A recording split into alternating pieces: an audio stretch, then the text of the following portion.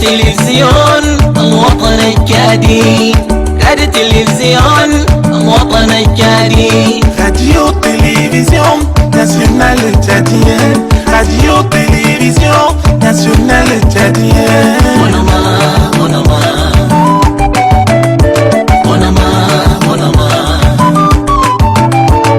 إدارة جديدة وقوية حديثة، إدارة جديدة وقوية حديثة.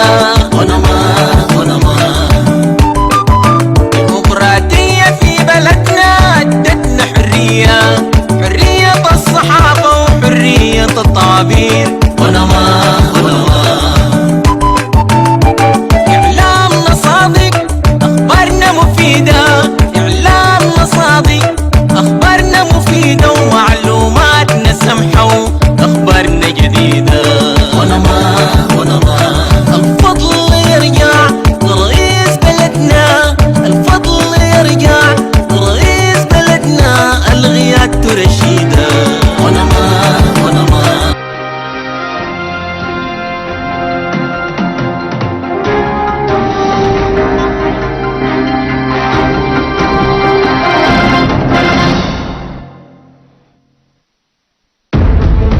Deux heures très exactement après son arrivée en terre burkinabé, le maréchal du Tchad Idriss Déby Itno, président de la République, a assisté à la cérémonie officielle d'investiture du président réélu du Faso.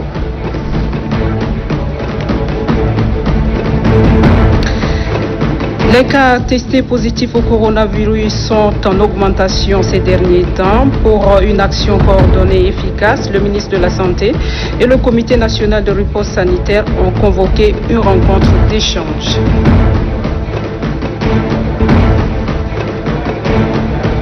Le ministre de la Communication, porte-parole du gouvernement, Chérif Mamad Zen, a effectué ce matin une descente au siège de l'ONAMA. Mesdames et messieurs, bonsoir et bienvenue dans cette édition. Le maréchal du Tchad, Idriss Déby Itno, président de la République, chef de l'État, vient de regagner N'Djamena. Il rentre de Ouagadougou où il a assisté à la cérémonie d'investiture à la magistrature suprême de son homologue Roch Marc Christian Kaboré. Le président de la République, Idriss Déby Itno, a été accueilli à sa descente d'avion par le ministre d'État, ministre secrétaire général de la présidence de la République, Kadjebe Pahimi Dembe, quelques membres du gouvernement, ceux du cabinet de la présidence et le maire première adjointe, Madame Fatime Zahra Hanana Douga.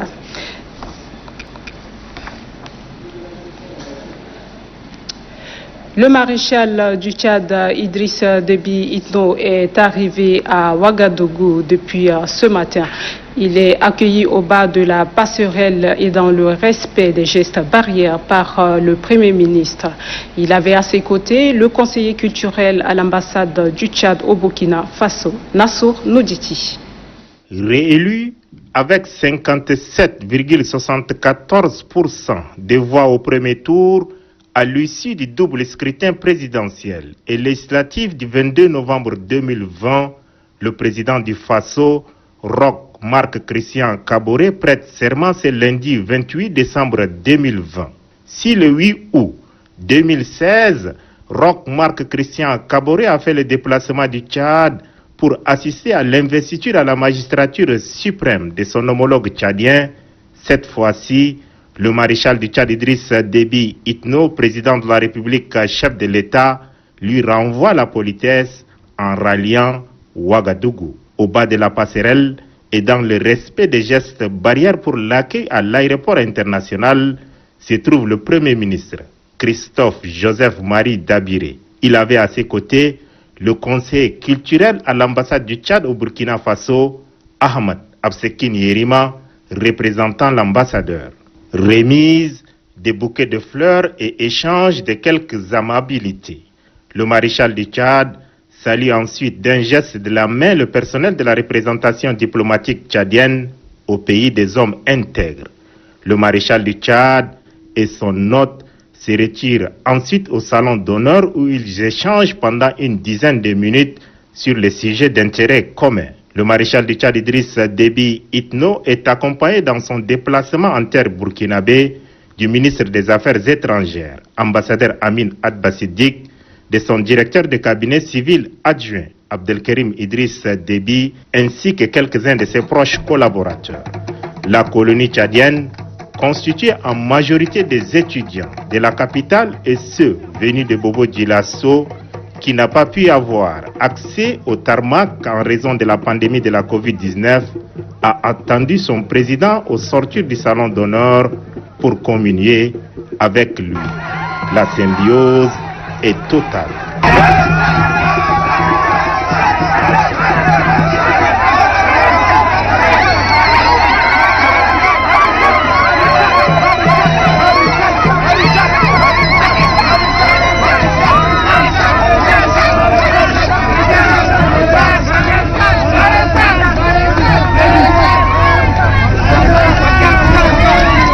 Fini l'étape de l'aéroport, le président de la République et la délégation qui l'accompagne mettent cap sur le lieu de la cérémonie d'investiture. En terre burkinabé, le président de la République assiste à la cérémonie d'investiture du président réélu, Roch Marc Christian Kaboré, chose vue avec Nassour Nouditi. C'est le palais des sports de Ouagadougou qui a servi de cadre à la cérémonie officielle d'investiture du président réélu du Faso. 10 chefs d'État africains et des délégations étrangères ont fait le déplacement de la capitale burkinabé. Il s'agit bien évidemment du maréchal du Tchad Idriss Déby Itno, président de la République, chef de l'État, des présidents de la Côte d'Ivoire, du Sénégal, du Niger, du Togo, du Ghana, de la Guinée-Conakry, de la Mauritanie, de la Guinée-Bissau et du Libéria. Le Mali est représenté par son Premier ministre. À leur côté se trouve le représentant de leur homologue français Emmanuel Macron. Il s'agit du secrétaire d'État auprès du ministre de l'Europe et des Affaires étrangères chargé du tourisme, des Français de l'étranger et de la francophonie, et le président de la Commission de l'Union africaine, Moussa Faki Mahamat. Tout a commencé par la lecture de l'acte du Conseil constitutionnel déclarant réélu Roch Marc Christian Kaboré au premier tour par 57,74% des voix. Après quoi, le président réélu, la main droite levée, a juré de respecter et de faire respecter la constitution dont le peuple du Burkina Faso s'est souverainement doté. Cette prestation de serment est suivie du dépôt de la liste des biens du président investi auprès du Conseil constitutionnel qui a déclaré close l'audience solennelle aux fins de prestation de serment. L'investiture est symbolisée par la remise des insignes de Grand Croix burkinabé. Le chef de l'État investi, Roch Marc Christian Kaboré, s'est engagé à être le président de tous les Burkinabés. Ensemble, bâtissons le Burkina Faso des générations futures, a-t-il appelé de tous ses voeux ses compatriotes. Pour son nouveau mandat, le président investi du Faso, Roch Marc Christian Kaboré, promet de transformer son pays en un vaste chantier et de créer des emplois tout en engageant une lutte âpre contre le terrorisme. Enfin, il est félicité après son discours d'investiture par le maréchal du Tchad, Idriss Déby Itno, président de la République, chef de l'État.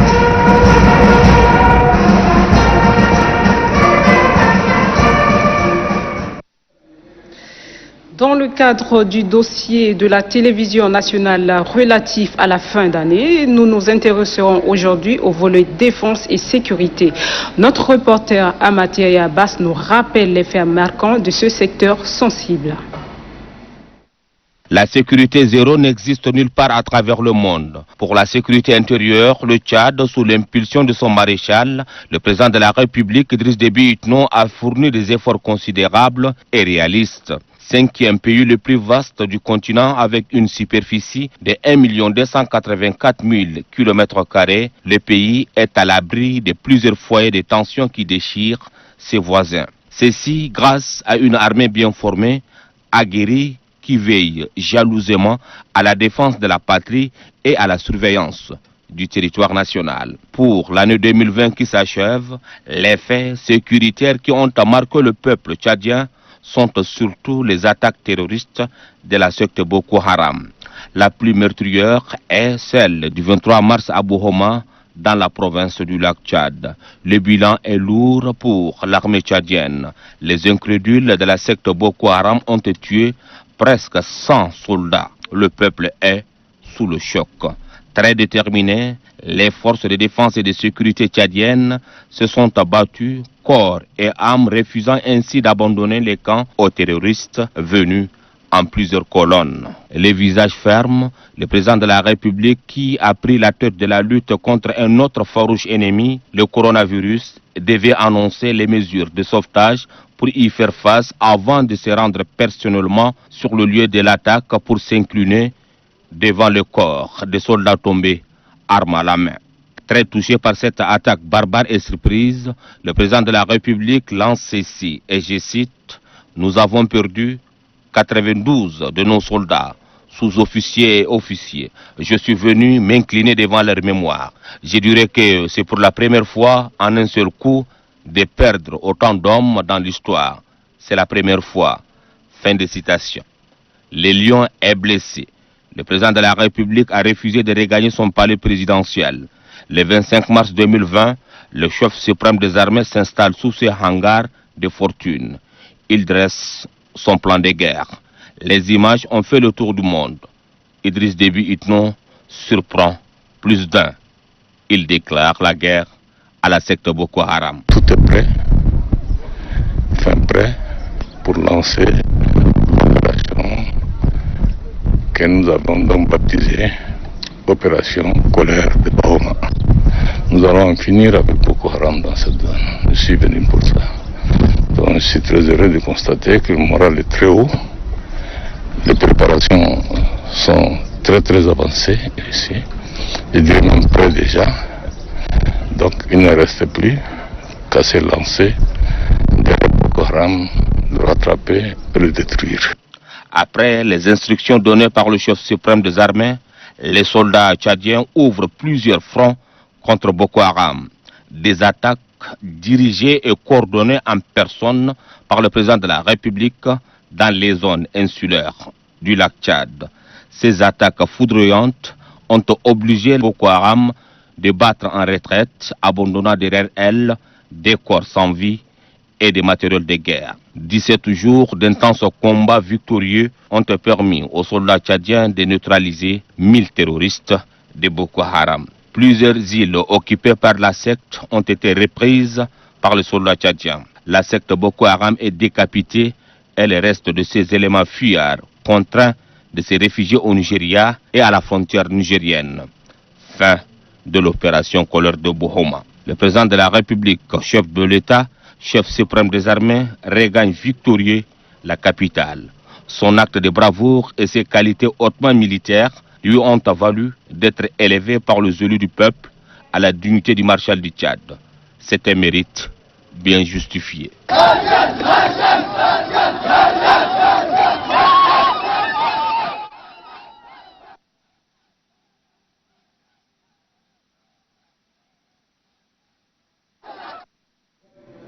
C'était Amat Yaya Abbas. Au palais de la démocratie, siège de l'Assemblée nationale, les élus du peuple ont adopté le projet de loi portant ratification de l'amendement de Doha apporté au protocole de Kyoto à la Convention cadre des Nations Unies sur le changement climatique. Et c'était à l'issue d'une plénière dirigée par le président de l'Assemblée nationale, Doba Robert.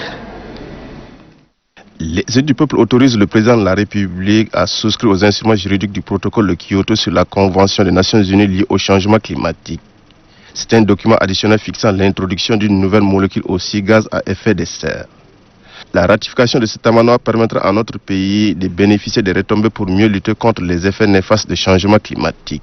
Cet amendement instaure la deuxième période de l'application du protocole à la Convention cadre des Nations Unies sur le changement climatique et aussi il s'agit de respecter les engagements pour la réduction des gaz trifluorure d'azote. Cette molécule ne fait pas partie des engagements liés à la première phase du protocole de Kyoto.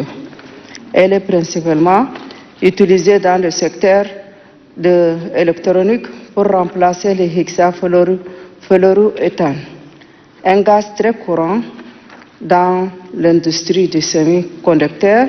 Le ministre de l'Environnement et de la Pêche tient vivement à saluer ce vote utile des élus du peuple. Pour cerner les enjeux de taille liés à l'action climatique d'une part et d'autre part relever le défi du réchauffement de la planète, il nous est loisible et honorable de faire un fort plaidoyer auprès de votre auguste Assemblée en faveur de l'adoption de la loi relative à la ratification de l'amendement de Doha au protocole de Kyoto par la représentation nationale que nous savons très sensible à la protection de l'environnement. En ratifiant cet instrument juridique, le Tchad s'inscrit sur la liste des autres pays de la planète qui subissent les effets néfastes des changements climatiques. C'est une obligation pour notre pays de lutter contre la dégradation de l'environnement à l'échelle internationale. Lancement ce matin dans les locaux du CEFOD du projet Renforcer les capacités et les partenariats pour évaluer l'atténuation et les opportunités d'adoption permettant leur mise en œuvre dans le secteur forestier et l'utilisation des terres dans le cadre de la Grande Muraille Verte. La cérémonie a été présidée par la directrice générale technique adjointe des ressources forestières, phoniques et de la pêche, Falambi Soulgan. Affecté par les impacts du changement climatique, le Tchad est classé 180e sur 181 pays en termes d'avancée du désert. C'est pour faire face à cette menace que le ministère en charge de l'environnement lance le projet Renforcer les capacités et les partenariats pour évaluer l'atténuation et les opportunités d'adoption permettant la mise en œuvre dans le secteur forestier et l'utilisation de la terre dans le cadre de la muraille verte. Les différents intervenants ont reconnu unanimement que le projet arrive à point nommé pour freiner l'avancée du désert. Selon la directrice générale technique adjointe des ressources forestières, phoniques et de la pêche, ce projet vient renforcer les efforts du gouvernement dans les domaines agro-sylvopastoral et halieutique. La faible connaissance et de diffusion des bonnes pratiques d'adaptation et d'atténuation au changement climatique dans le secteur, le faible engagement et l'intérêt du secteur privé pour les interventions dans le secteur des forêts et d'utilisation des terres en matière d'adaptation et d'atténuation. Nenodi Madingar de poursuivre que ce projet permettra la création d'un environnement favorable pour que le Tchad investisse avec succès dans de futures initiatives en matière de changement climatique. Le ministre de la Communication, porte-parole du gouvernement, Chérif Mamadzen, a effectué ce matin une descente au siège de l'ONAMA. Objectif, s'assurer des dispositions prises pour l'inauguration de ce bâtiment demain, 29 décembre, par le maréchal du Tchad, Idriss Déby Itno. Suivez Damgeline Joël. À quelques heures de l'inauguration du joyau architectural qui abritera l'Office national des médias audiovisuels par le maréchal du Tchad Idriss Déby Itno, le ministre de la Communication, porte-parole du gouvernement, l'ambassadeur Chérif Mamadzen est venu prendre la température des lieux. Accueillant le ministre, l'équipe dirigeante de l'ONAMA sous la houlette du directeur général Mamad Bourgo Hassan lui a d'abord fait visiter la salle de spectacle, lieu où se déroulera la cérémonie. Ceci pour qu'il s'assure des dispositions prises. Dès là, le ministre a fait le tour des différents compartiments de ce bâtiment. Des détails lui ont été fournis sur le fonctionnement des matériels relevant de la technologie de dernière génération. Des 2 salles de rédaction, en passant par celle des régies, le personnel est à pied d'œuvre, chose qui rassure le ministre de la Communication. Certainement, mon constat est que tout semble être fin prêt pour cette inauguration en vue. Et c'est vrai, ce projet a pris beaucoup de temps, a mis plus de 10 ans avant de pouvoir l'inaugurer aujourd'hui. Et je tiens d'abord à féliciter la nouvelle équipe de l'ONAMA pour le travail méthodique très bien fait et en un temps record. L'ambassadeur Chérif Mamadzen se félicite également de l'aboutissement de ces projets qui constituent un grand défi. Je dis d'abord, peut-être avant le moment, félicitations au maréchal lui-même, puisque cela résulte de sa vision éclairée, de sa détermination et de son engagement constant, surtout du soutien permanent dont on a bénéficié de sa part. Relativement au sort des bénévoles exerçant à l'ONAMA, le ministre rassure que des instructions fermes sont données par le maréchal du Tchad Idriss Déby Itno pour la régularisation de leur statut. Et ces jeunes se sont sacrifiés, donc en travaillant sans rien percevoir pendant des années, et on les appelait parfois des bénévoles, parfois des stagiaires, et leur sort a hautement préoccupé le maréchal lui-même. Et à ce titre, le maréchal a donné des instructions fermes au ministère de la fonction publique afin que un quota, prenant en compte certainement les profils dont l'ONAMA a besoin pour que ces jeunes soient recrutés dans le meilleur délai. Avant de quitter les lieux, le ministre de la Communication, porte-parole du gouvernement, s'est réjoui du dynamisme de l'équipe dirigeante de l'ONAMA et du personnel tout entier. Une cérémonie de signature d'un accord bilatéral entre le Tchad et la France a eu lieu ce matin dans les locaux du ministère des Finances et du Budget. Cet accord s'inscrit dans le cadre de la suspension du service de la dette par la France. C'est le ministre des Finances et l'ambassadeur de France au Tchad qui ont paraphé le document. Ngueyam Ben Guéry. L'année 2020 qui s'achève a été particulièrement éprouvante sur le plan international suite à la pandémie de Covid-19. C'est ainsi que la France a pris l'initiative au sein du groupe des partenaires pour apporter son soutien aux pays qui subissent cette crise sanitaire.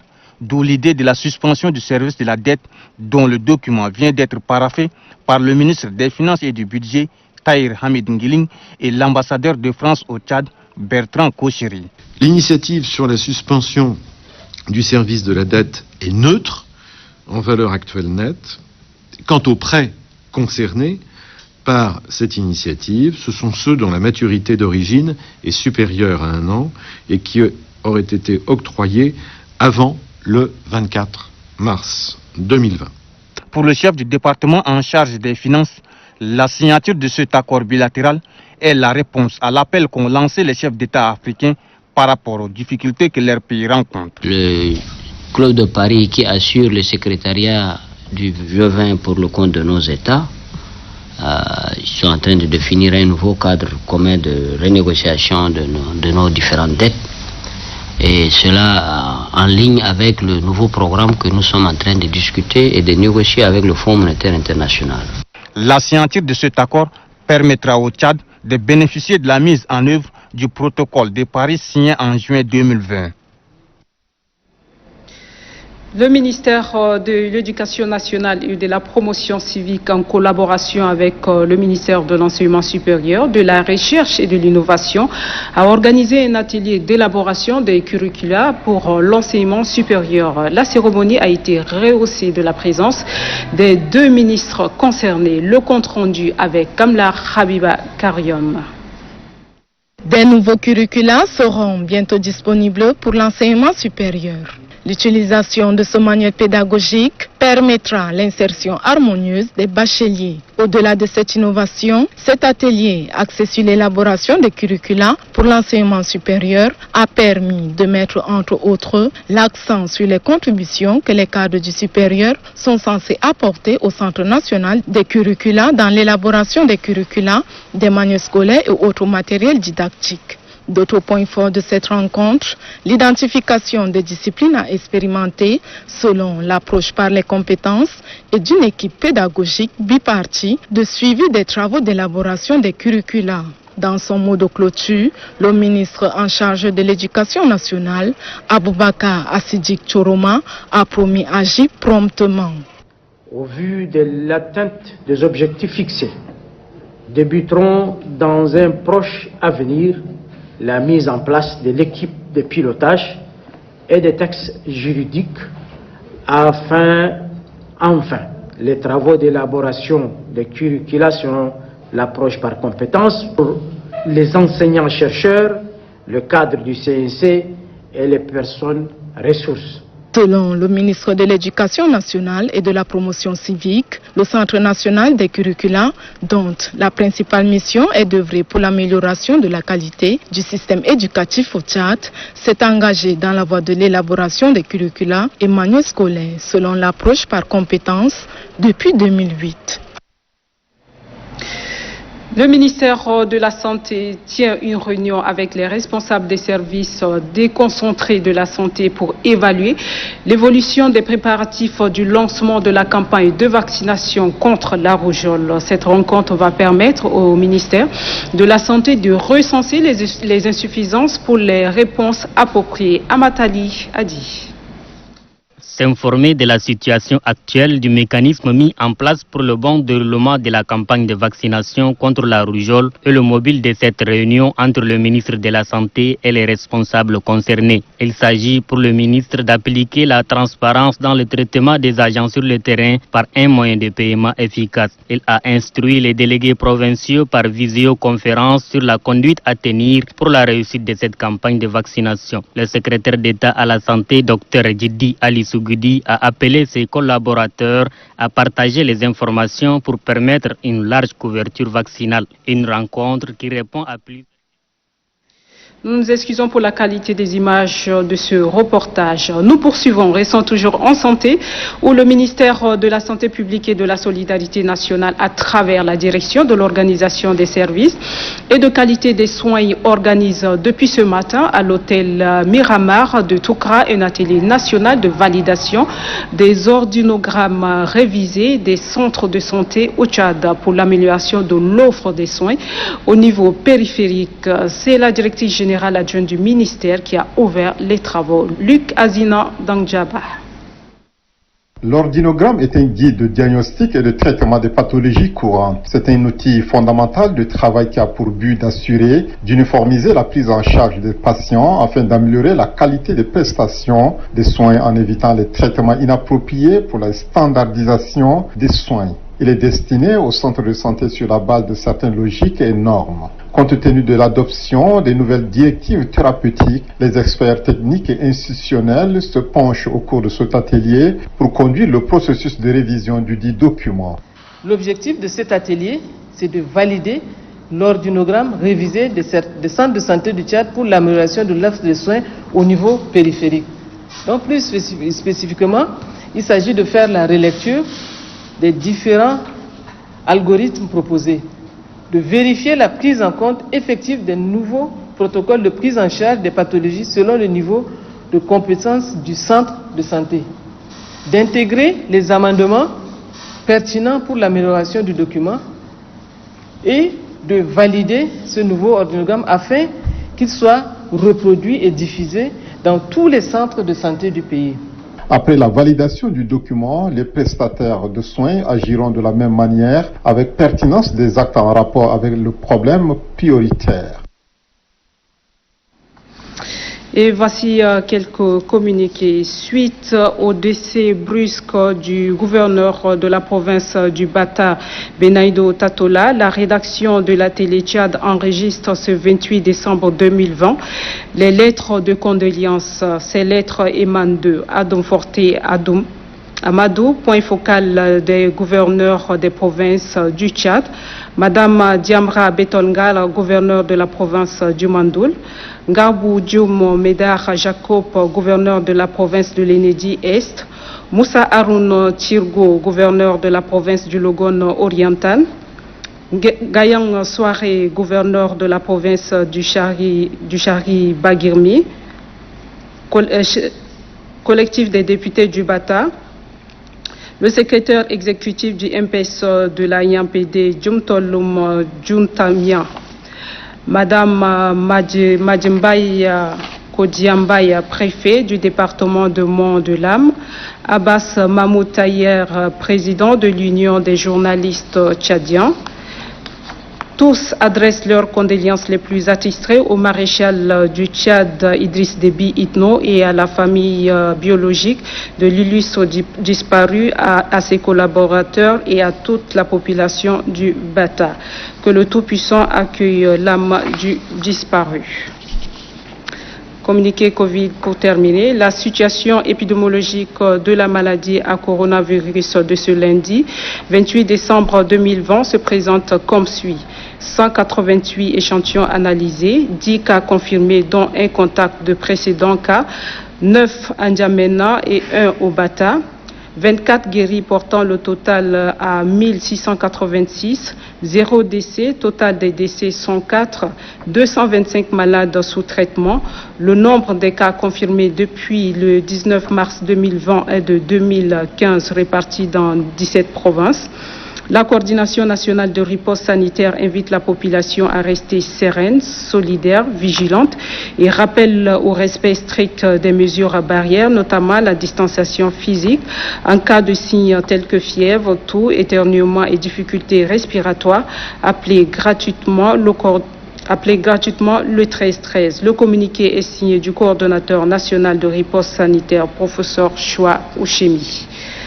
Voilà, mesdames et messieurs, c'est tout pour cette édition. Merci à vous de l'avoir suivi. Passez une très bonne suite de programmes sur Télé Tchad. Bonsoir.